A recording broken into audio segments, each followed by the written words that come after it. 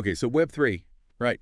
It's everywhere you turn these days. Yeah. And you keep hearing about this thing, MetaMask. Right. And it's supposed to be like the wallet for this whole new world. But what's the reality? What are they actually saying about themselves? That's what we're diving into today, Love it. straight from the MetaMask website. Okay. So Sounds good. the thing that struck me right off the bat, reading through this, Yeah. was how they're positioning themselves. Mm-hmm. It's not just about, oh, we're a place to put your crypto, which is fine, Right. but they're talking about being the key to Web3. What's fascinating about that, and this is something that I've noticed a lot, is they position themselves as that passport to Web3, this whole decentralized internet that everyone's talking about. It's like that gateway. It is. Yeah. It's like they're, I don't know, almost implying that they're the only way to access it, which is interesting. Well, and they throw out there, like, how many millions of users they have. Right. Right. So it's almost like that social proof thing, you know? Exactly. Exactly. But something, again, that I thought was really smart, they emphasize control. Yes. And security, which Yeah, especially when you're talking about something new like this. Absolutely. And I think that's really smart of them because that is a key concern for a lot of people who are just entering the crypto space is trust, or really the lack of trust that they have in traditional systems. So when you say with MetaMask, you know, you're not relying on a bank or a third party to secure your assets. Right. You are the bank. You hold the keys. You hold the keys literally to your digital assets. That's a powerful thing. It is. It's a huge shift in how we think about, you know, digital ownership online. Yeah. And that plays into, you know, you hear decentralization thrown around a lot. Yeah. And it can be kind of a confusing concept for people to wrap their heads around. Yeah. I feel like this is a really good example of it, right? Yeah. Because it's literally like you are in control of this little, they even use that analogy of a key vault. Yeah. Which I think is kind of interesting. Well, and the vault analogy is interesting, right? Because yeah, it highlights the security aspect of it. You know, this is a safe, secure place, but it also underscores the responsibility, right? Oh, that's a really good point. Yeah. Yeah. Because you have the keys. You're in control, but that means you're also responsible for keeping those keys safe. Oh, yeah. And so if you lose your keys, you lose access to your assets. It's a big responsibility. It is. It is. That's not like, oh, I forgot my password. Let me just click reset. Exactly. Yeah. Exactly. But let's say you've got that down. You've got your security measures in place. Okay. You feel good about that. Yeah.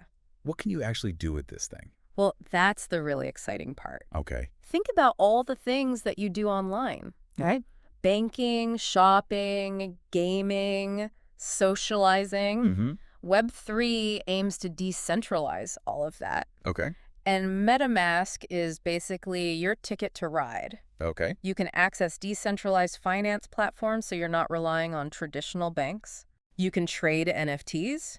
You can participate in decentralized governance, where you have a say in how these platforms are run. Wow. So the possibilities are really endless. It's funny because when I first heard of MetaMask, I just thought it was like, oh, it's a digital wallet. Right.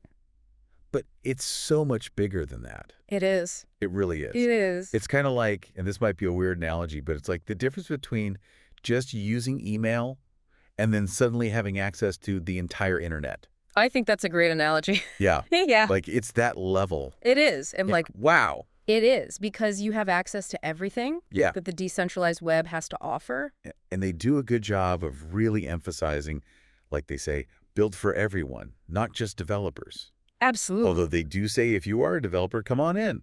Please build on our platform. We got tools for you. We got resources. Which, again, speaks to their emphasis on this open source approach, which has been so critical to the development of Web3. Yeah.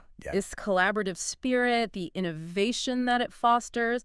I mean, that's something that they really seem to be leaning into. So basically, it sounds like, and tell me what you think. Yeah. MetaMask, they're basically saying, look, we know this is a whole new world. It can be kind of overwhelming. We want to be the ones to help you make sense of it. They're the training wheels for the decentralized future. Yes. That's a great way to put it. They're the little training wheels to get you comfortable. Love it. And they're putting a lot of emphasis on this idea that you want control over your stuff. And rightfully so. Yeah. In this day and age, you should have control over your data, over your digital assets. Yeah. And that's really what they're giving you the tools to do. Uh, It's an empowering thing. it is. When you really think about it. It's exciting, but also, a little daunting. daunting. Yeah.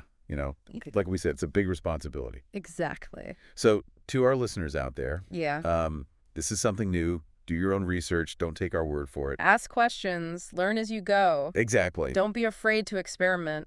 Because, this is the kind of thing that, 5-10 years down the line could be, Could be huge. Who knows? No. It really could. So dive in, but be careful out there. Be careful out there. Be smart. But be excited. It's a whole new world. It is. Full of possibility. All right. Thanks for diving in with us today. Of course. Always a pleasure. We'll catch you next time. Sounds good. Bye.